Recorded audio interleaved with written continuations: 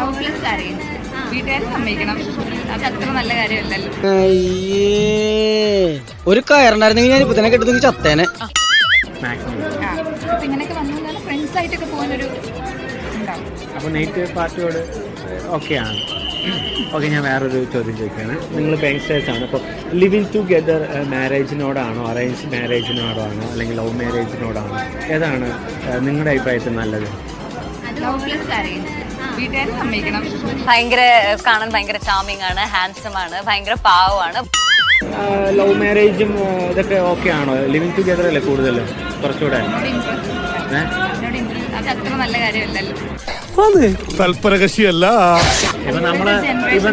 ഇപ്പോഴത്തെ നമ്മുടെ ജനറേഷൻ എന്ന് പറയുന്നത് ഒരു മൊബൈൽ മേടിക്കുന്നു, അതിൻ്റെ ഒരു പർട്ടിക്കുലർ മോഡൽ കഴിഞ്ഞാൽ നമ്മളത് ചേഞ്ച് ചെയ്യുന്നു, അതുപോലെ തന്നെ റീൽസ് കാണുന്നു, നമുക്ക് ഇഷ്ടമല്ലെങ്കിൽ അത് ചേഞ്ച് ചെയ്യുന്നു. സോ അത്തരം ഒരു ലൈഫ് ഫാസ്റ്റിംഗ് ആയിട്ട് പോയിക്കൊണ്ടിരിക്കുകയാണ്. അപ്പോൾ ലിവിങ് ടുഗെദർ അല്ലേ കുറച്ചുകൂടെ ബെറ്റർ ഓപ്ഷൻ? നമുക്ക് നമ്മൾ മാറുന്ന പാർട്ട്നേഴ്സിന് കാരണം മാറ്റാൻ പറ്റില്ലല്ലോ. മാറ്റാൻ പറ്റും, അങ്ങനെ മാറ്റാൻ പറ്റില്ല. താല്പര്യമില്ല അങ്ങനത്തെ ഒരു ഇതിനോട് താല്പര്യം. അതായത് ലവ് പ്ലസ് അറേഞ്ച്മെന്റ്.